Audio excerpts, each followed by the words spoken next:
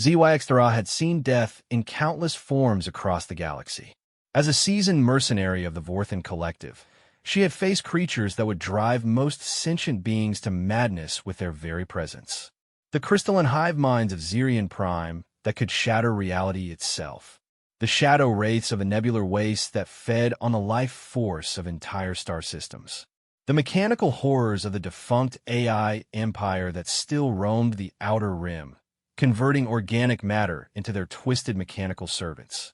None of that had prepared her for the small, pink creature standing before her in the cargo bay of her ship, the Eternal Prowler. The human stood barely reaching her lower thorax, its pale skin marked with strange colorations that her tactical scanner identified as bruising and recent wounds. Its small, round eyes held an intensity that made her primary sensor cluster twitch with unease. Most disturbing were its teeth, small, but sharp, and the way it bared them in what her cultural database labeled as a smile sent warning signals through her combat awareness protocols. "Thank you for the rescue," the human said, its voice carrying odd harmonic frequencies that seemed to bypass her audio filters and speak directly to her consciousness. "I'm Marcus Chun, formerly of the Earth Expeditionary Force." ZYXTRA's forearms remained positioned near her plasma rifles, a habit developed over centuries of warfare. Her species, the Vorthans, stood nearly 3 meters tall with exoskeletons that could deflect most standard weaponry. Her kind had evolved from apex predators on a world where survival meant constant vigilance. Yet something about this tiny creature set every instinct ablaze with warnings she couldn't quite understand. "Your distress beacon indicated you were under attack by Krex raiders," she rumbled through her vocal synthesizer, the sound carrying undertones of skepticism. "Where's your ship?" Marcus gestured toward the viewing port where debris still glittered in the void. "Gone. They hit us with everything they had. My entire crew." His voice trailed off, but his expression remained oddly calm. "I was the only survivor." The tactical display on ZYXTRA's wrist gauntlet showed the scattered remains of what had once been a medium-class exploration vessel. The debris pattern suggested a devastating attack, the kind that left no survivors. Yet here stood this fragile creature, somehow having escaped destruction that would have vaporized most life forms. "How did you survive the ship's destruction?" she asked, genuinely curious despite her growing unease. "Emergency pod," Marcus replied simply, "though it wasn't in great shape when you found me." ZYXTRA had indeed found his escape pod, a cramped cylinder barely large enough for a being of his size. The pod had been damaged, its life support failing, its hull breached in several places. By all calculations, anything inside should have been dead for at least 6 standard hours before her arrival. "Your pod's life support was non-functional," she stated flatly. Internal atmosphere showed vacuum conditions. Marcus's smile widened slightly. "Humans are surprisingly hard to kill." The casual way he said it sent a chill through ZYXTRA's nervous system. Her combat computer began running probability scenarios, trying to determine if this small creature posed a threat. The results were frustratingly inconclusive. "Where are you headed?" she asked, deciding to focus on practical matters. "Kepler Station. I have business there." ZYXTRA knew Kepler Station well. It was a notorious hub for mercenaries, smugglers, and various criminal enterprises. The kind of place where violence was currency and weakness was a death sentence. She couldn't imagine what business this seemingly fragile creature could have in such a place. "That's 3 days' journey," she said. "I could drop you at the next inhabited system instead. Safer for someone of your constitution." Something flickered in Marcus's eyes, so brief she almost missed it. For just a moment, his pleasant expression had been replaced by something else. Something that made her weapon targeting systems activate automatically. "Kepler Station will be fine," he said the moment passed. "I can pay for passage." He reached into his torn clothing and produced a small device that made ZYXTRA's sensors scream warnings. The object appeared to be a standard credit chip, but her scanners detected energy signatures that shouldn't exist in civilian technology. "That's military-grade encryption," she observed. Was, Marcus corrected. Now it's just valuable. Over the next few hours, as her ship traveled through hyperspace toward Kepler Station, Ziwaxthara found herself studying her passenger with growing fascination and concern. Marcus moved through her ship with an economy of motion that spoke of combat training. His small hands examined surfaces and objects with the precision of someone cataloging tactical information. When he thought she wasn't watching, his eyes held a calculating coldness that seemed at odds with his generally pleasant demeanor. During their first shared meal, she watched him consume standard rations with apparent satisfaction, despite the fact that her ship's food synthesizers weren't calibrated for human nutritional requirements.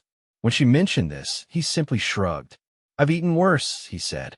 "During the siege of Proxima Colony, we survived on recycled water and algae paste for 3 months.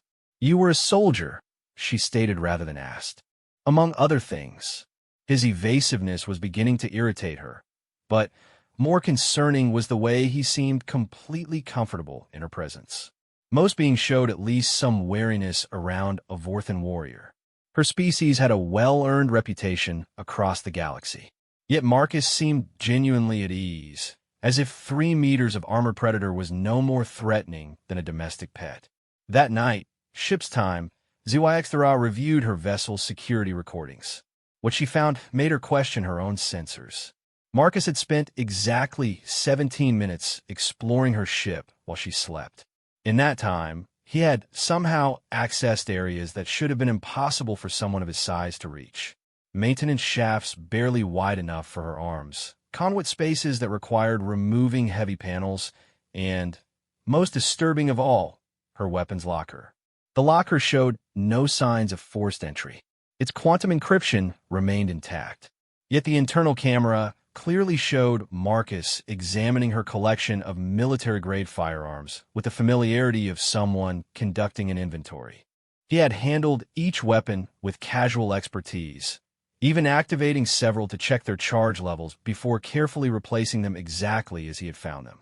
When confronted the next morning, Marcus seemed genuinely puzzled by her accusation. "I couldn't sleep," he explained. "Thought I'd look around. Hope you don't mind. My weapons locker was accessed. Was it? I wouldn't know how to open something like that." But his eyes held that same brief flicker she'd seen before, and Ziwaxthara realized she was dealing with something far more dangerous than she'd initially assumed. This creature wasn't just a survivor. He was a predator, one skilled enough to move through her ship undetected and infiltrate secured areas without leaving evidence. The revelation should have alarmed her. Instead, she found herself intrigued. In her centuries of experience, she had learned to recognize fellow predators. What fascinated her about Marcus was the complete disconnect between his appearance and his apparent capabilities. On the second day of their journey, they encountered pirates. The attack came without warning as they dropped out of hyperspace to recalibrate their navigation systems. 3 heavily armed raiders materialized from behind a small asteroid, their weapons already charging for an assault. Ziwaxthara's ship was well-armed, but outnumbered, and the attackers had chosen their ambush point expertly. "Stay in the passenger quarters," she ordered Marcus as she moved toward the bridge. "This may get violent." She didn't see his smile as he replied, "I'll try to stay out of the way." The battle was intense, but brief. Ziwaxthara's superior firepower and combat experience proved decisive, though not before the pirates managed to board her ship through an emergency airlock. 3 heavily armed Krex warriors had made it inside before she could repel their assault ships. The Krex were formidable opponents, 2-meter-tall reptilian humanoids with natural armor plating and a disposition toward extreme violence. Ziwaxthara had fought their kind before and respected their combat abilities. She prepared for a running battle through her ship's corridors, knowing the confined space would limit her advantages. What she found instead defied all logical explanation. The 3 Krex warriors lay dead in her cargo bay, their bodies arranged in poses that suggested they had died in extreme agony. Their weapons were missing, and their armor showed damage consistent with impact from their own firearms. Most disturbing of all, The security recordings showed no evidence of how they had died.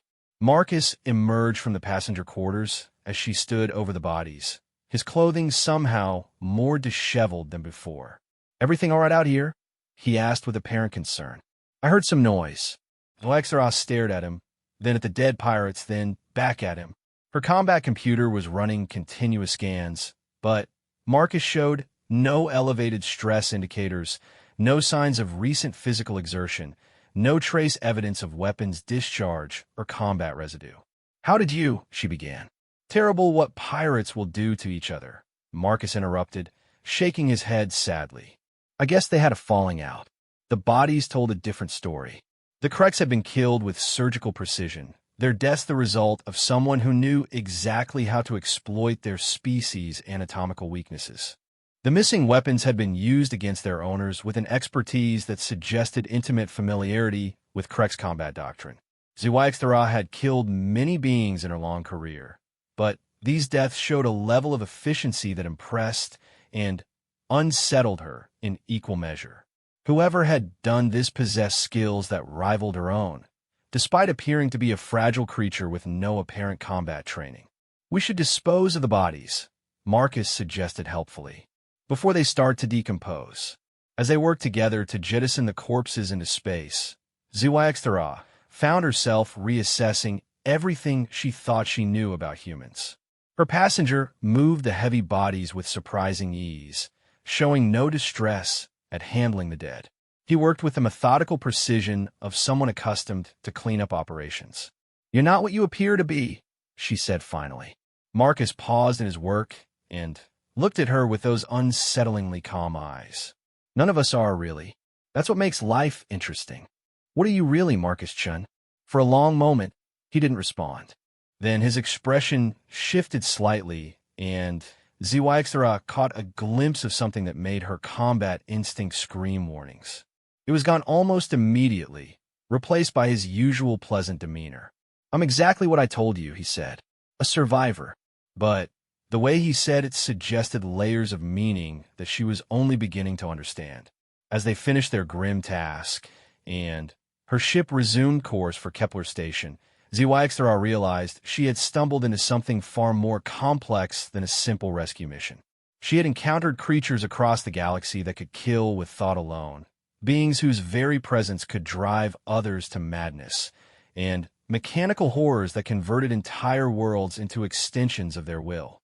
Yet none of them had affected her quite like this small, seemingly harmless human who moved through violence like others moved through water.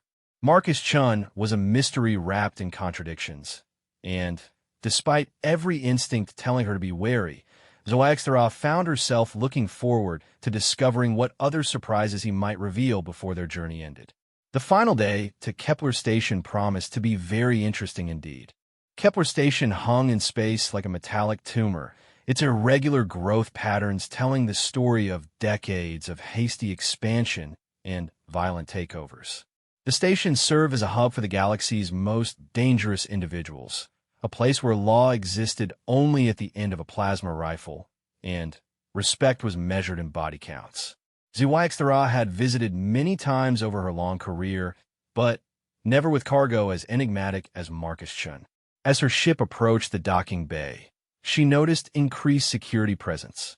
More patrol ships than usual circled the station's perimeter, and her communications array detected unusually heavy encrypted traffic. Something had the station's inhabitants on edge. "Expecting trouble?" Marcus asked, studying the tactical display over her shoulder. His proximity no longer made her as uncomfortable as it once had, though she remained acutely aware of how silently he moved. "Kepler Station always expects trouble," she replied. "It's why the place exists." Marcus nodded thoughtfully. "Mind if I ask what your usual business here involves?" Zewixthara considered the question. Her passenger had proven himself capable of handling far more than his appearance suggested, and she found herself curious about his reaction to the truth. "I'm a problem solver," she said finally. "Beings pay me to eliminate complications." "An assassin. A professional." Marcus smiled that unsettling smile of his. "I appreciate honesty. It's rare in my experience. And what exactly is your experience, Marcus Chun?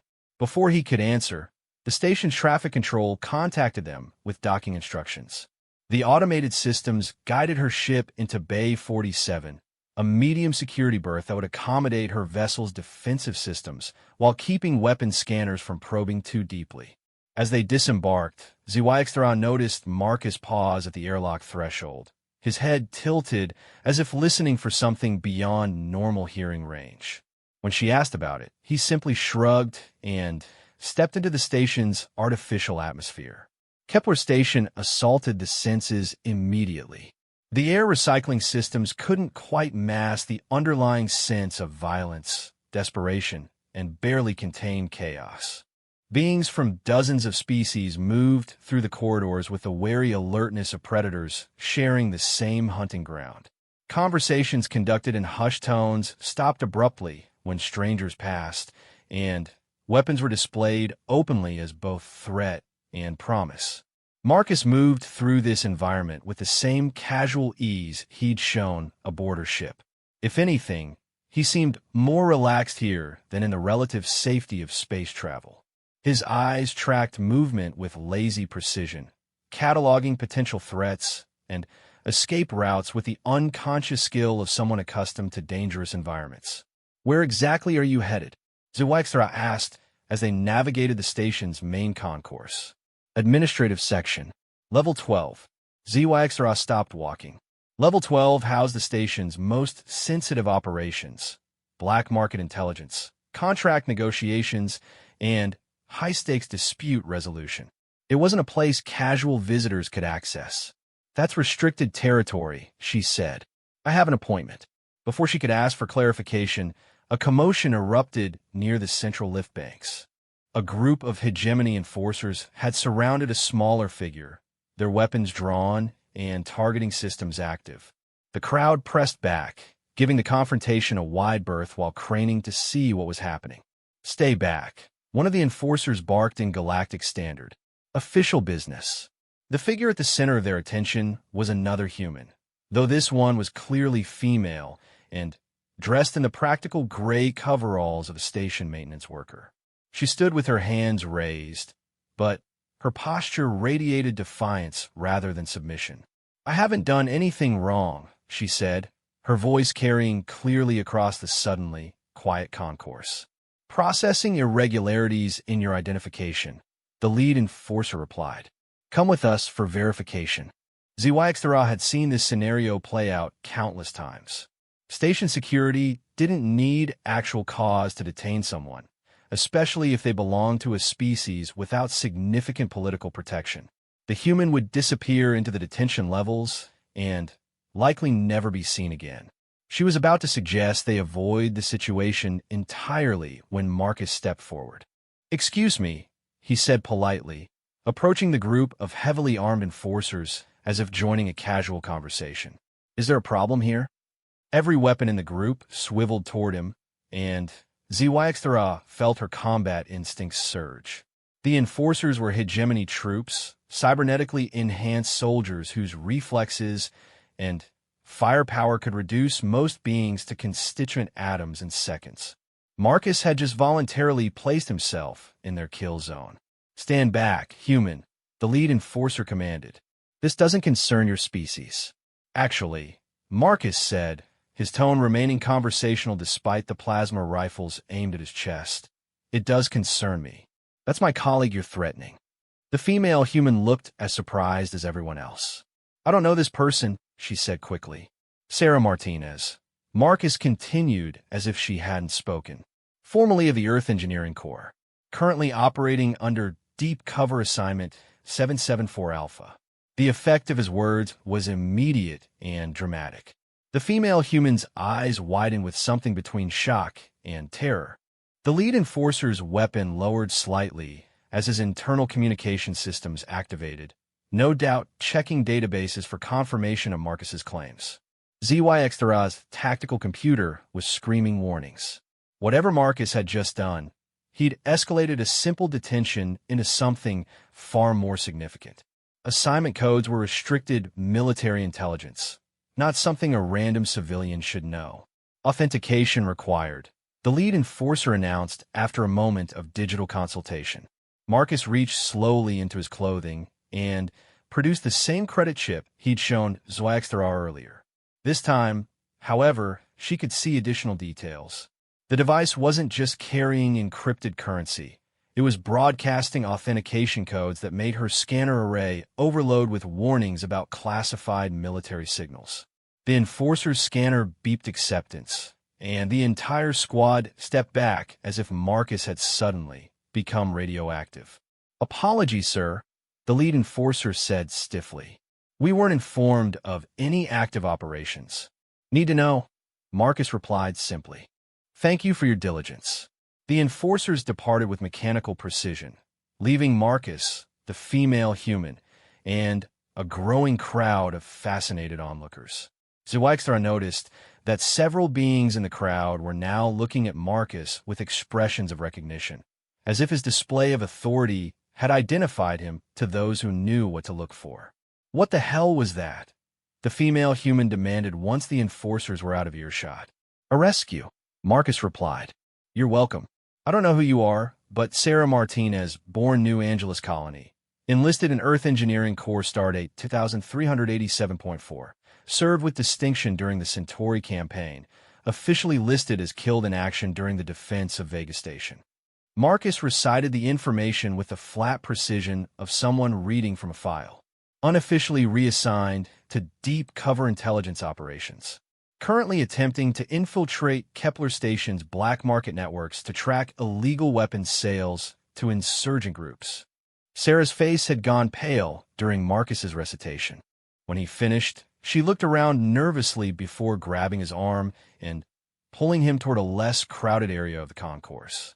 "How do you know that?" she whispered urgently. "That information is classified at the highest levels." "I know because I'm the one who gave you the assignment," Marcus said simply. Zwaxthra followed the conversation with growing amazement. Her passenger, the small human she'd rescued from a damaged escape pod, was apparently a high-ranking intelligence officer conducting operations on one of the galaxy's most dangerous stations. "That's impossible," Sarah protested. "My handler is Admiral Chun, and he's dead." Marcus finished. "Yes, officially I am. It makes certain kinds of work much easier." The implications hit Zwaxthra like a physical blow. Marcus Chun wasn't just a survivor or even a skilled operative. He was someone important enough in human military hierarchy to fake his own death and continue operating in deep cover. The casual way he dispatched the Krex pirates suddenly made much more sense. "Sir," Sarah said, her voice now carrying the crisp respect of a subordinate addressing a superior officer.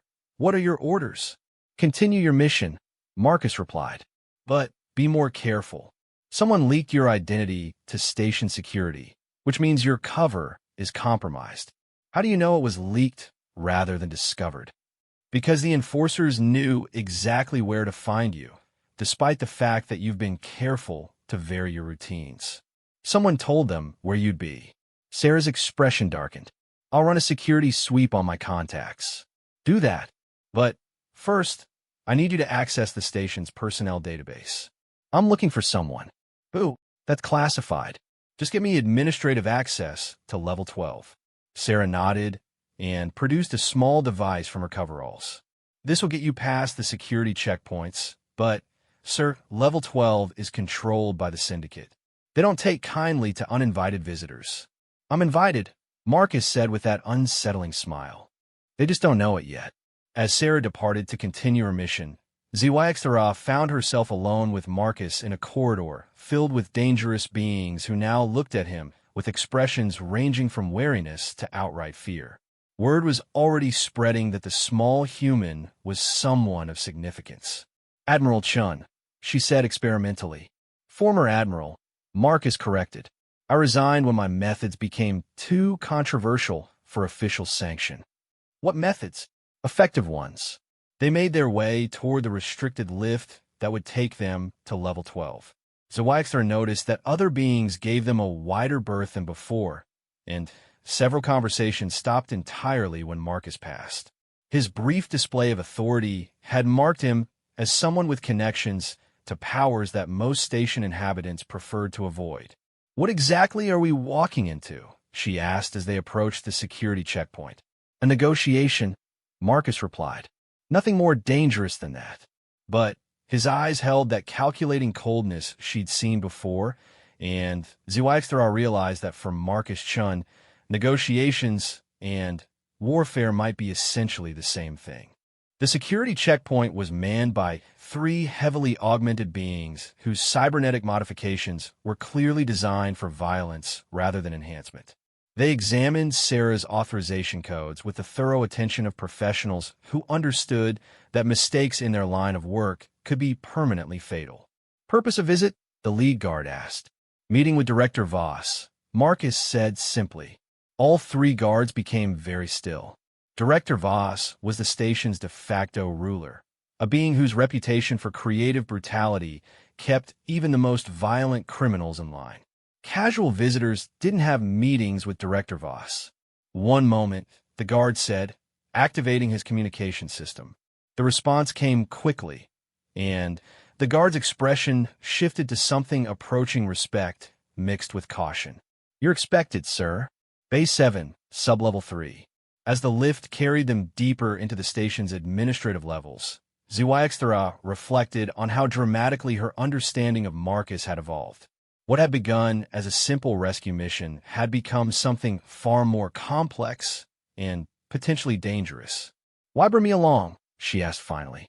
Marcus considered the question as the lift descended. "Because I might need someone I can trust to watch my back." "You trust me? You haven't tried to kill me yet, despite having several excellent opportunities. In my experience, that's a solid foundation for trust." The lift opened onto a corridor that was markedly different from the chaotic sprawl of the station's public levels. Here, surfaces were clean, lighting was optimized, and the few beings they encountered moved with the purposeful efficiency of professionals rather than the predatory stalking of criminals. "Welcome to the real Kepler station," Marcus said as they walked toward their destination. "This is where the actual business gets conducted." Their destination was a conference room with walls that probably blocked most forms of surveillance. Inside, a single figure waited at a polished table that seemed almost absurdly civilized compared to the station's usual aesthetic. Director Voss was not what Zhuangzi had expected. Rather than the scarred predator she'd imagined, she found herself facing an elderly human female whose grandmotherly appearance seemed completely at odds with her fearsome reputation. She wore simple civilian clothing and smiled warmly as they entered. "Marcus," she said fondly. "It's been too long."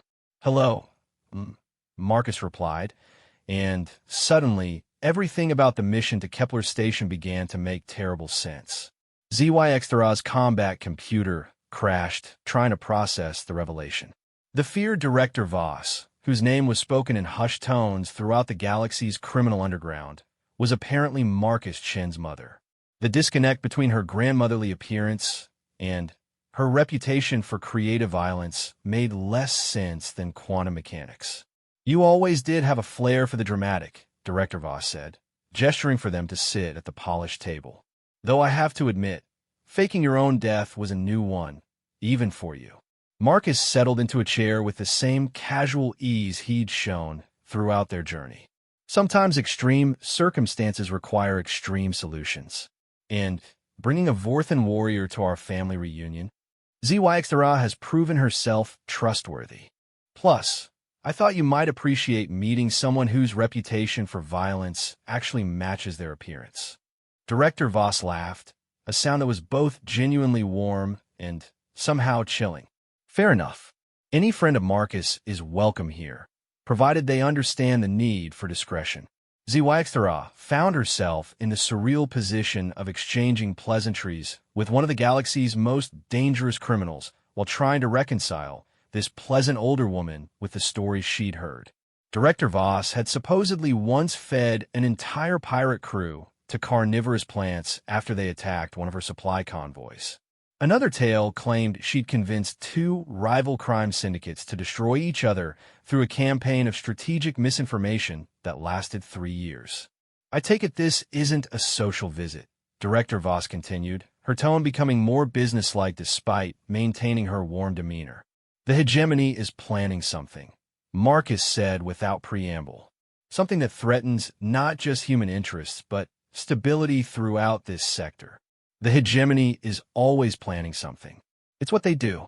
This is different. They've been quietly acquiring weapons and resources on a massive scale. More importantly, they've been recruiting human mercenaries and deserters. Lots of them." Director Voss's expression didn't change, but Zoaxter noticed her hands had stilled on the table surface. It was a subtle shift, but it suggested the older woman was giving Marcus her complete attention. "Human mercenaries serve anyone willing to pay," she said carefully. "Not like this. These are targeted recruitments. Former special forces, intelligence operatives, people with specific skill sets. And they're all being offered the same thing: guaranteed settlement rights on colony worlds after completion of their contracts. Colony rights are expensive. What kind of operation would justify that level of investment?" Marcus reached into his jacket and produced a data pad that he slid across the table. Director Voss examined its contents with the focused attention of someone who understood the implications of intelligence reports. "Where did you get this?" she asked after several minutes of reading. "Admiral Harrison was investigating the same patterns when he died. His assassination wasn't random. It was to stop him from discovering what the hegemony is really planning." ZYXTRA had heard of Admiral Harrison's death. It had been reported as a transport accident during a routine inspection tour. If Marcus was correct about it being an assassination, it suggested the hegemony was willing to eliminate high-ranking military officers to protect their operation. "According to this," Director Voss said, tapping the data pad, "they're building up for a major offensive against the outer colonies. But that doesn't make strategic sense. The hegemony already controls most of the valuable systems in that region." "Unless they're not after territory," Marcus replied. "Look at the resource acquisition patterns. Rare earth minerals, quantum processors, biological containment systems. They're not building an invasion fleet." Director Voss studied the data more carefully, her expression growing increasingly grim. "This looks like they're preparing for—" "Exactly." Zuaixtara felt lost in the conversation. "Preparing for what?" Marcus and his mother exchanged a glance that spoke volumes about shared knowledge and mutual concern. "Genocide," Director Voss said simply. "The hegemony isn't planning to conquer the outer colonies. They're planning to exterminate them." The words hung in the air like a physical presence. Zuaixtara had encountered many forms of violence in her long career, but genocide was something beyond even her extensive experience. The systematic elimination of entire populations required resources and coordination on a scale that boggled the mind. "That's why they're recruiting humans," Marcus continued. "Human psychology is uniquely suited for this kind of operation. Other species either lack the necessary ruthlessness or become psychologically unstable when asked to commit atrocities on this scale. Humans can compartmentalize the moral implications while maintaining operational efficiency." "That's a disturbing assessment of my species," Zuaixtara said. "It's an accurate one," Director Voss replied with matter-of-fact certainty. "Humans excel at violence in ways that make other species uncomfortable. We're very good at convincing ourselves that terrible things are necessary." "But you're trying to stop this operation," Zuaixtara pointed out. "We're trying to stop the hegemony," Marcus corrected. "The humans working for them are victims as much as perpetrators. Most of them don't know what they're really being recruited for." Director Voss leaned back in her chair, her expression thoughtful. "What exactly are you asking me to do?" "I need access to your intelligence network. The hegemony is coordinating this operation through shell companies and front organizations. They're good at hiding their activities from official oversight, but criminal networks see things that governments miss. My network has value because it remains neutral. Getting involved in something like this could compromise that neutrality. The hegemony's operation threatens everyone. If they succeed in the outer colonies, they won't stop there. Eventually, places like Kepler Station will become inconvenient, and the same techniques they're developing for genocide could be turned against any population they consider problematic. ZYXTRA watched the family dynamics play out with fascination. Despite their casual tone, both humans were engaged in a complex negotiation where the stakes involved billions of lives. Director Voss clearly cared about her son, but she also had responsibilities to the criminal empire she'd built. "What kind of support are you looking for?" Director Voss asked finally. "Transportation, safe houses, and, most importantly, information. I need to know where the hegemony is staging their operations and how close they are to implementation." "And in return?" Marcus smiled, but this time the expression carried genuine warmth rather than his usual calculated coldness. "I'll owe you a favor, and considering that I'm officially dead, that favor could be quite valuable under the right circumstances." Director Voss laughed. "You always were good at making deals that sounded more generous than they actually were. I learned from the best." The negotiation continued for nearly an hour, with mother and son discussing logistics, resources, and operational security with the professional efficiency of experienced criminals. ZYXRA found herself increasingly impressed by both humans' grasp of complex strategic planning. Eventually, they reached an agreement. Director Voss would provide limited support for Marcus's investigation in exchange for unspecified future considerations. More immediately, she would share intelligence about hegemony activities that her network had observed. "There's something else you should know," Director Voss said as they prepared to leave. "The hegemony has been asking questions about human military commanders who are supposed to be dead. Specifically, they've been looking for Admiral Chun." Marcus went very still. "How long?" 2 weeks. They started just after Admiral Harrison's accident. "Someone thinks you might have survived." "Do they know where I am?" "Not yet, but they're tracking your known associates and former subordinates, including Sarah Martinez." The implications were clear. Marcus's rescue of Sarah from station security had exposed both of them to additional danger. If the hegemony was actively hunting for Marcus, his presence on Kepler Station put everyone around him at risk. "I should leave," Marcus said. "Too late for that," Director Voss replied, activating a wall display that showed the station's external sensors. "Hegemony patrol ships arrived an hour ago. They've established a blockade." The display showed 3 heavy cruisers positioned to intercept any ship leaving the station. Their weapons were powered but not actively targeting, suggesting they were conducting inspections rather than preparing for immediate combat. "They're searching every vessel," Director Voss continued, "looking for a specific passenger." ZYXTRA felt a chill of understanding. "They followed us here." "Doubtful," Marcus said, studying the tactical display. "More likely, they've been monitoring communications traffic. My authentication codes from earlier would have triggered automated surveillance systems." "So we're trapped," ZYXRA said. "Temporarily," Director Voss corrected. "I didn't build this empire by being unprepared for complications." She activated a series of controls that revealed hidden passages and systems throughout the conference room. Suddenly, what had appeared to be a simple meeting space was revealed as a sophisticated command center. "Kepler Station has capabilities that aren't advertised in the tourist brochures," she explained, "including some that would surprise the hegemony." The wall display shifted to show the station's true structure. Beneath the chaotic sprawl of the public levels lay a carefully designed fortress with defensive systems that rivaled military installations. Hidden weapon batteries, shielding generators, and what appeared to be a small fleet of combat vessels concealed within the station's superstructure. "The hegemony thinks they have us blockaded," Director Voss said with evident satisfaction. "In reality, they've trapped themselves within range of our defensive systems." Marcus studied the display with professional interest. "That's quite an impressive setup. How long have you been building it?" 40 years. Your father helped design some of the more creative systems before he died."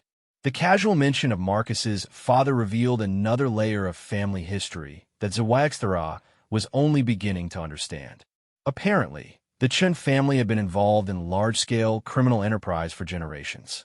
"The question now," Director Voss continued, is whether we want to fight our way out or find a more subtle solution. Marcus considered the options with the methodical precision of a military strategist. Fighting would alert the hegemony that something important is happening here. Better to make them think they've missed their target. Agreed. I can arrange for a decoy ship to leave the station carrying someone who matches your general physical description. When the hegemony intercepts it and finds the wrong person, they'll assume you escaped before the blockade was established. And then? Then you and ZYXRA take one of my special ships and continue your investigation. I'll provide you with the intelligence my network has gathered about hegemony operations. ZYXRA realized that her role in the mission had evolved far beyond simple transportation. She was now actively participating in an operation to prevent genocide, working alongside humans whose capabilities continued to surprise her. There's one more thing, Director Voss said as they prepared to implement their escape plan. The hegemony's recruitment isn't limited to military personnel. They've also been hiring what we would call specialists. What kind of specialists? Marcus asked. The kind that deal with problems that can't be solved through conventional military action. Assassins, saboteurs, psychological warfare experts. People like you, Marcus. The implications were chilling. If the hegemony was recruiting operatives with Marcus's particular skill set, they weren't just planning genocide. They were planning to eliminate anyone who might oppose or investigate their actions. How many? Marcus asked. At least 20 that my network has identified. Possibly more. Marcus was quiet for a long moment, processing the magnitude of what they faced. 20 operatives of his caliber could eliminate entire governmental structures if properly deployed. We're not just trying to stop genocide, he said finally. We're trying to prevent the hegemony from establishing permanent dominance over this entire sector. Now you understand why I'm willing to risk my neutrality, Director Voss replied. This isn't just about the outer colonies. It's about the future of independent power structures throughout known space. As they prepared to leave Kepler Station through channels that wouldn't appear on any official records, ZYXRA reflected on how dramatically her understanding of the universe had changed. She thought she understood violence and power, but the humans had revealed levels of strategic thinking and operational capability that she'd never encountered. More disturbing was the realization that she was only beginning to comprehend what humans were truly capable of when they set their minds to something. The galaxy might not be prepared for what was coming. The ship Director Voss provided was unlike anything ZYXRA had ever encountered. From the outside, it appeared to be a standard cargo hauler, the kind of vessel that moved mundane supplies between systems without attracting attention. Inside, however, it contained technology that shouldn't exist outside of classified military research facilities. Stealth coding derived from hegemony research, Marcus explained as they cleared Kepler Station's hidden launch bay. Your mother has some impressive contacts. She's always been good at acquiring things that aren't supposed to be available, Marcus replied, his attention focused on the navigation displays. It's one of her more useful talents. The ship's sensors showed them slipping past the hegemony blockade without triggering any detection systems. The three heavy cruisers continued their patrol patterns, apparently unaware that their quarry was escaping right under their metaphorical noses. Where exactly are we going? ZYXRA asked as Marcus input coordinates for their first hyperspace jump. Proxima Centauri system. If the intelligence my mother provided is accurate, the hegemony has established a staging area there for their operations. The data packet Director Voss had given them contained disturbing information about the scope of the hegemony's preparations. Supply convoys had been moving through the Proxima system for months, carrying everything from military hardware to biological containment systems. Most concerning were reports of large-scale construction projects on uninhabited worlds throughout the system. What exactly are they building? ZYXRA asked, studying the reconnaissance images. Processing facilities, Marcus said grimly. Industrial-scale systems for handling large populations quickly and efficiently. The euphemistic language couldn't disguise the horrific reality. The hegemony was constructing infrastructure for mass extermination, facilities designed to eliminate billions of sentient beings with bureaucratic efficiency. How do we stop something like this? ZYXTRA asked. We gather evidence, identify key personnel, and then we eliminate the operations command structure. Marcus replied with the same casual tone he'd used to discuss the weather. Cut off the head, and the body dies. You're talking about assassination. I'm talking about necessity. During their 3-day journey to Proxima Centauri, ZYXTRA found herself learning more about human psychology and capabilities than her decades of galactic travel had taught her. Marcus shared stories of military campaigns that revealed his species' unique approach to warfare and conflict resolution. The siege of Vega Station lasted 8 months, he said during one conversation. The defenders had superior position and numbers, but they made the mistake of thinking like most species do about warfare, which is, they assumed that losses would eventually force us to withdraw. Most species have biological and psychological limits on how much damage they can sustain before giving up. Humans don't have those limits. Marcus described how human forces had continued attacking despite casualties that would have broken the will of any other species. When conventional assault failed, they'd resorted to increasingly creative tactics, biological warfare, psychological operations, and eventually methods so disturbing that Marcus didn't provide details. The defenders surrendered when they realized we were prepared to continue indefinitely, he concluded. Not because we defeated them militarily, but because they understood that humans don't recognize the concept of acceptable losses. That's terrifying, ZYXTRA observed. Yes, it is. It's also why the hegemony wants human operatives for their genocide project. Other species would develop psychological complications from a work. Humans can compartmentalize almost anything if they're convinced it's necessary. The more Marcus explained about human psychology, the more ZYXTRA understood why her initial instinct had screamed warnings about him. Humans weren't just capable of extreme violence.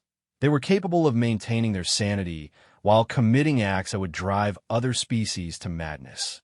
But you're trying to stop the genocide, she pointed out. Because I recognize it as unnecessary, Marcus corrected. The hegemony's goals could be achieved through other means. They've chosen extermination because it's efficient, not because it's the only option. The distinction was important. Marcus wasn't opposing the genocide out of moral objection to killing. He was opposing it as a strategic choice that would ultimately prove counterproductive. What other means? ZYXTRA asked. Economic manipulation, political pressure, technological superiority. There are dozens of ways to control populations without eliminating them. The hegemony is choosing the most extreme option because they lack imagination. When they reached the Proxima Centauri system, the scope of the hegemony's operations became clear. The outer planets hosted massive construction projects that were transforming entire worlds into industrial complexes. Supply ships moved between the facilities in continuous streams, delivering materials and personnel for the expansion. Look at the orbital traffic patterns, Marcus said, studying their sensor data. They're not just building processing facilities. They're creating a permanent infrastructure for managing conquered populations. The implications were staggering. The hegemony wasn't planning a single act of genocide. They were establishing the capability to commit systematic extermination whenever it suited their purposes. This is bigger than the outer colonies, ZYXTRA realized. Much bigger. They're building the infrastructure to reshape the entire galactic political landscape. Any species or government that opposes them can be eliminated quickly and efficiently. Marcus identified several key facilities that appeared to be command centers for the operation. Taking them out would disrupt the project, but only temporarily. The real target was the leadership structure that had conceived and authorized the genocide. We need to identify who's running this operation, he said. Cut off the command structure, and the entire project falls apart. Their investigation led them to a heavily defended space station orbiting Proxima Centauri's primary star. The facility's energy signatures suggested it housed advanced communication systems and computational networks. exactly what would be needed to coordinate an operation of this magnitude. Getting inside that station will be challenging, HFY observed, studying the defensive arrays surrounding the facility. Not as challenging as you might think, Marcus replied. The hegemony's security is designed to keep large-scale attacks out, not to stop individual infiltrators. Marcus outlined a plan that was simultaneously brilliant and insane. Rather than attempting to fight their way through the station's defenses, they would use the hegemony's own supply chain against them. A carefully timed approach during a scheduled supply delivery would allow their ship to blend with authorized traffic long enough to reach the station's docking bays. Once we're inside, Marcus continued, the station's own security protocols will work in our favor. Internal movement is relatively unrestricted because the hegemony assumes anyone who gets past the perimeter defenses is authorized to be there. And if we're caught? Marcus's smile carried that familiar coldness. Then, we demonstrate why the hegemony made a mistake in underestimating human capabilities. The infiltration went exactly as Marcus had predicted. Their stolen ship passed through the defensive perimeter without challenge, and the docking bay's automated systems accepted their forged authorization codes without question. Within minutes of arriving, they were moving through the station's corridors with the confident stride of personnel who belonged there. The station's interior revealed the true scope of the hegemony's operation. Command centers monitored operations across dozens of star systems, while planning departments developed protocols for managing conquered populations. Most disturbing were the psychological evaluation centers where human recruits were being assessed and conditioned for their roles in the genocide. They're not just hiring humans, Marcus observed as they passed one of the evaluation areas. They're creating specialized human operatives designed specifically for this kind of work. The conditioning process was remarkably sophisticated. Human recruits were subjected to psychological manipulation that enhanced their capacity for violence, while suppressing emotional responses that might interfere with their efficiency. The result was a new class of human operative that combined natural human capabilities with artificial psychological modifications. They're turning humans into weapons, HFY said. Very effective weapons, Marcus agreed. The question is whether we can stop the process before it's too late. Their target was the station's central command center, where the operations senior leadership maintained oversight of the entire project. Getting there required passing through multiple security checkpoints, but Marcus moved through the station with the confidence of someone who understood exactly how such facilities operated. Security systems are designed by bureaucrats, he explained as they bypassed another checkpoint. They're excellent at stopping unauthorized actions, but they can't recognize unauthorized people who know how to act like they belong. The Central Command Center was a massive chamber filled with holographic displays showing operations across the galaxy. Beings from multiple species coordinated logistics, monitored progress, and planned future phases of the operation. At the center of it all sat a figure that made HFY's combat computer activate automatically. Director Kresh was a member of the hegemony's ruling council, a being whose reputation for strategic brilliance was matched only by his complete disregard for moral constraints. He stood nearly 4 meters tall, his cybernetically enhanced form radiating the kind of presence that commanded absolute obedience. Admiral Chun, Director Kresh said without turning around. I was wondering when you would arrive. The fact that their infiltration had been detected sent HFY's hand toward her weapons. But Marcus remained perfectly calm. Director Kresh, he replied conversationally. Impressive operation you have here. Thank you. I'm quite proud of what we've accomplished. Though I suspect you're here to disrupt our work. Actually, I'm here to improve it. The statement caught everyone in the command center off guard, including HFY. She stared at Marcus with growing horror as the implications of his words became clear. You see, Marcus continued, moving closer to Director Kresh with casual confidence. Your operation has a fundamental flaw. You're thinking too small. Director Kresh turned to face Marcus, his expression curious rather than hostile. Explain. Genocide is inefficient, Marcus said simply. You're expending enormous resources to eliminate populations that could be converted into assets instead. Why destroy what you could control? For the next 20 minutes, ZYXTRA listened in mounting horror as Marcus outlined a plan for the hegemony that was far more sophisticated and terrifying than their original genocide project. Instead of eliminating conquered populations, he proposed systems for psychological conditioning and social engineering that would turn them into willing servants of hegemony interests. Brilliant, Director Kresh said when Marcus finished his presentation. Your reputation for strategic thinking wasn't exaggerated. I'm glad you appreciate the elegance of the approach, Marcus replied. Of course, implementing such a plan would require someone with extensive experience in human psychological warfare. Someone like yourself? Exactly. Director Kresh gestured toward a private conference room adjacent to the command center. Perhaps we should discuss the details of your proposal in private. As they moved toward the conference room, ZYXTRA felt her understanding of Marcus Chun undergo another fundamental revision. Everything she'd thought she knew about him, his opposition to the genocide, his efforts to gather intelligence, his apparent moral stance, had been a deception designed to get him close to the hegemony's leadership. Marcus Chun wasn't trying to stop the genocide. He was trying to improve it. The private conference room was shielded against surveillance, allowing Director Kresh and Marcus to discuss their collaboration without oversight from other hegemony officials. ZYXTRA found herself trapped in a nightmare scenario where the person she trusted was negotiating the terms for systematic oppression on a galactic scale. The psychological conditioning protocols you've described would require extensive human participation, Director Kresh said as they settled into the room's comfortable seating. Naturally, but, as you've already discovered, humans are uniquely suited for this kind of work, and you would oversee their recruitment and training. I would establish the programs, yes, though I would need assurance that the hegemony is committed to the long-term nature of this approach.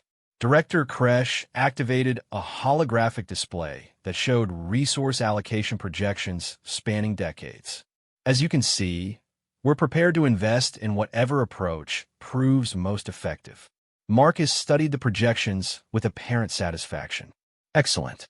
Though there is one immediate issue that needs to be addressed, which is security.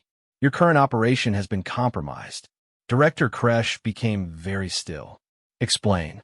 Marcus produced a datapad containing what appeared to be intelligence reports about various beings who had been investigating hegemony activities. ZYXTRA was horrified to see her own image among them. Multiple intelligence networks have been tracking your activities, Marcus continued. If you proceed with the genocide as currently planned, you'll face coordinated opposition from several major powers. And your solution? Eliminate the opposition first. I can provide you with the locations and capabilities of everyone who's been investigating your operations. Director Kresh reviewed the intelligence with evident interest. This is quite comprehensive. How did you acquire such detailed information? By positioning myself as an opponent of your operations, Marcus said simply. People are much more willing to share intelligence with someone they believe shares their goals. The magnitude of Marcus's deception was staggering. He'd spent months, possibly years, convincing various parties that he was working to stop the hegemony while actually gathering intelligence for them. Everyone who had trusted him, including ZYXTRA herself, had been manipulated into revealing information that would now be used to eliminate opposition to the genocide. Remarkable, Director Kresh said appreciatively. You've essentially infiltrated every major intelligence network investigating our operations. It seemed the most efficient approach. And the Vorthan warrior you brought with you? Marcus glanced at ZYXTRA with an expression of casual indifference. A useful tool for maintaining my cover. Her reputation lent credibility to my apparent opposition to your operations.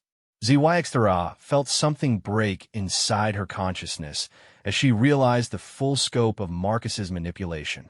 Every conversation they'd had, every moment of apparent trust and mutual respect had been part of an elaborate deception designed to use her as an unwitting asset in his operations. She'll need to be eliminated, of course, Director Kresh observed. Obviously, though I recommend doing so in a way that supports our larger objectives. They spent the next hour planning the systematic elimination of everyone who had been investigating hegemony operations. Marcus provided detailed intelligence about capabilities, locations, and vulnerabilities that would allow hegemony operatives to strike with devastating efficiency. As Zuextra listened to her former companion casually discussing her own execution, she began to understand something fundamental about human psychology that she'd never grasped before. Humans weren't just capable of compartmentalizing violence. They were capable of completely divorcing themselves from emotional connections when it served their purposes. Marcus Chun had spent days in close proximity with her, sharing conversations and apparent mutual respect, while simultaneously planning her death. The casual way he discussed her elimination revealed a capacity for psychological detachment that was both terrifying and impressive. There is one complication, Director Kresh said as their planning session continued. The intelligence networks you've infiltrated include some operated by your own species. Earth's government has been conducting extensive surveillance of our operations. Marcus nodded thoughtfully.